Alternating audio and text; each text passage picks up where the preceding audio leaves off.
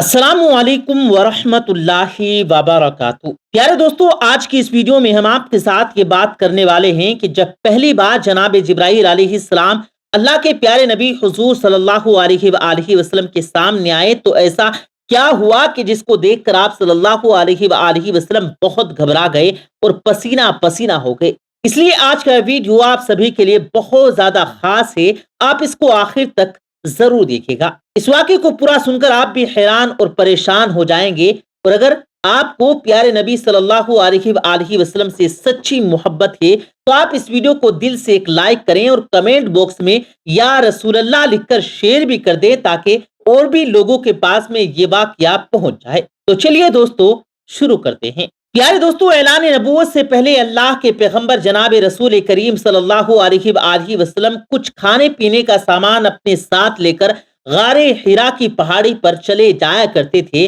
اور وہاں پر جا کر اللہ کی عبادت کرتے تھے،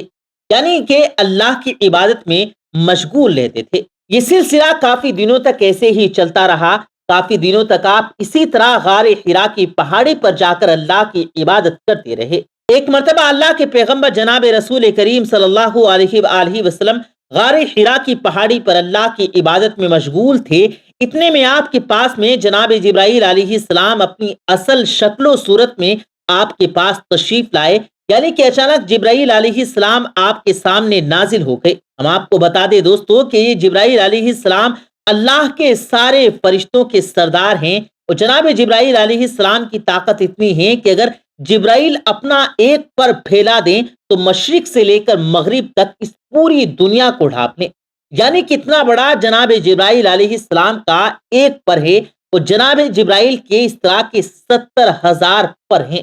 اب آپ سوچئے کہ حضرت جبرائیل کے کتنے زیادہ بڑے پر ہوں گے۔ اس کے علاوہ جناب جبرائیل کی پرواز کا عالم یہ ہے کہ ان کی سپیڈ اتنی زیادہ ہے کہ یہ پلک جھپکتے ہی سدرا سے زمین پر آ جاتے ہیں اور پلک جھپکتے ہی زمین سے واپس سدرا پر پہنچ جاتے ہیں۔ یہ جناب جبرائیل علیہ السلام کی طاقت کا عالم ہے۔ اگر حضرت جبرائیل علیہ السلام چاہیں تو اس پوری زمین کو اٹھا کر پلٹ سکتے ہیں۔ قوم لوط کو اس طرح سے جناب جبرائیل علیہ السلام نے پلٹ دیا تھا۔ یہ حضرت جبرائیل علیہ السلام کی شان ہے جو اللہ کے ایک فرشتے ہیں۔ جبرائیل کے ایک مقتدی بھی ہیں جن کا نام اسرائیل علیہ السلام ہے، جن کو ملک الموت بھی کہا جاتا ہے۔ وہ ہر انسان کے گھر میں آتا ہے، اور جس انسان کو یہ ایک بار دیکھ جاتا ہے تو پھر وہ دوبارہ کسی انسان کو دیکھ نہیں پاتا، یعنی کہ پھر وہ کسی اور کو دیکھنے سے ہمیشہ ہمیشہ کے لیے محروم رہ جاتا ہے۔ حضرت اسرائیل کی طاقت اتنی زیادہ ہے کہ اگر اسرائیل کسی پر اپنی انگلی رکھ دیں تو اس انسان کی موت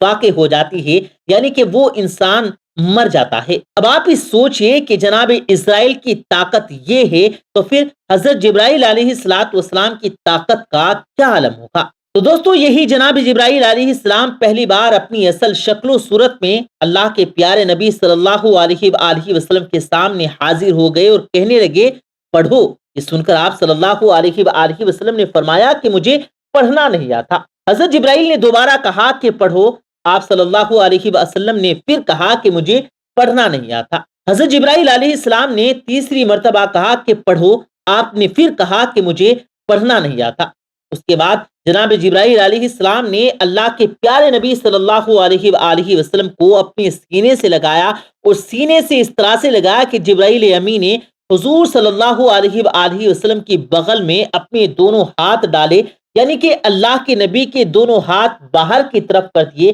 پھر جبرائیل نے پیارے نبی کو اپنے سینے سے لگایا اور پھر زور سے دبا دیا، یعنی کہ بہت زور سے بھینچ دیا۔ حدیث شریف میں آتا ہے کہ اللہ کے پیارے نبی صلی اللہ علیہ وآلہ وسلم نے فرمایا کہ اس وقت جناب جبرائیل نے مجھے اتنی زور سے دبایا تھا کہ قریب تھا کہ میری جان نکل جاتی، مگر جبرائیل نے مجھے زور سے دبا کر چھوڑ دیا، اور پھر فرمایا کہ پڑھو اپنے رب کے نام کے ساتھ جس نے آپ کو اور تمام دنیا کو پیدا کیا انسان کو جمے ہوئے خون کے ایک لوتھڑے سے۔ پڑھو، حال یہ ہے کہ تمہارا رب بڑا ہی رحم کرنے والا ہے۔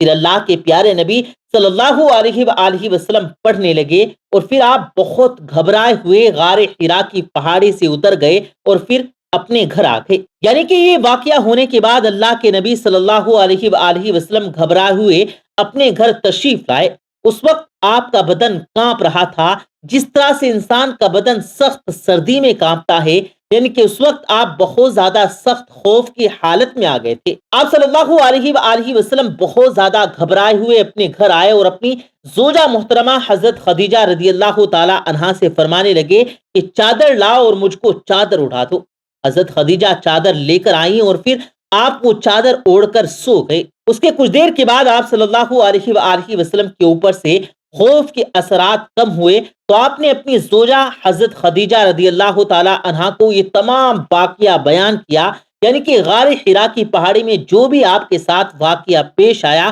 وہ تمام واقعہ آپ نے حضرت خدیجہ کے سامنے بیان کر دیا۔ یہ واقعہ سن کر حضرت خدیجہ نے فرمایا آپ کے اوپر یہ کوئی شیطانی کام نہیں ہو سکتا، کیونکہ آپ نے تو ہمیشہ غریبوں کی مدد کی ہے، آپ نے تو ہمیشہ بیواؤں کو سہارا دیا، آپ نے تو ہمیشہ یتیموں کو سہارا دیا، آپ نے ہمیشہ بے سہارا لوگوں کی مدد کی، اسی لیے آپ کے ساتھ میں اللہ تعالیٰ کبھی کچھ غلط نہیں کر سکتا۔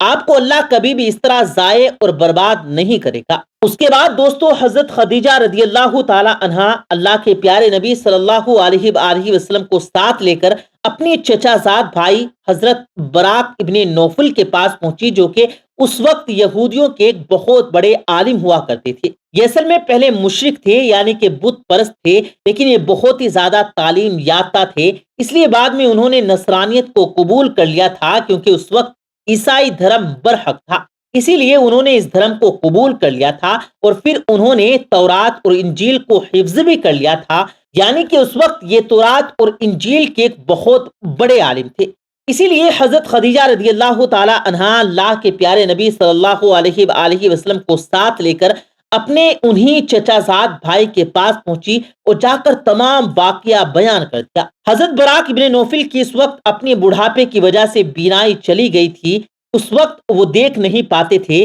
جب انہوں نے اللہ کے نبی صلی اللہ علیہ وآلہ وسلم کی یہ حالت سنی تو پوچھنے لگے کہ آپ کو کیا ہوا؟ تو آپ صلی اللہ علیہ وآلہ وسلم نے فرمایا کہ میں غار حرا کی پہاڑی پر اللہ کی عبادت میں مشغول تھا، اتنے میں میرے پاس میں اس طرح سے ایک بہت شخص اچانک سے میرے سامنے آ گیا اور پھر کہنے لگا کہ پڑھو۔ جب میں نے نہیں پڑھا تو اس نے پھر اپنے سینے سے لگا کر مجھ کو بہت زور سے دبایا، پھر میں نے پڑھنا شروع کر دیا۔ اب دوستو جیسا کہ ہم نے آپ کو پہلے بھی بتایا کہ حضرت براق ابن نوفل اس وقت تورات اور انجیل کے بڑے عالم تھے، اسی لیے وہ اللہ کے آخری نبی کے آنے کی تمام نشانیوں کے بارے میں اچھی طرح سے جانتے تھے۔ اسی لیے وہ یہ سن کر کہنے لگے کہ اللہ کی قسم، جو بھی آپ کے پاس میں آیا تھا یہ وہی اللہ کا فرشتہ تھا جو حضرت موسیٰ اور حضرت عیسیٰ علیہ السلام پر نازل ہوتا تھا۔ ان کے جو فرشتہ حضرت موسیٰ اور عیسیٰ کے پاس آتا تھا وہی فرشتہ آپ کے پاس میں آیا تھا، اور ان قریب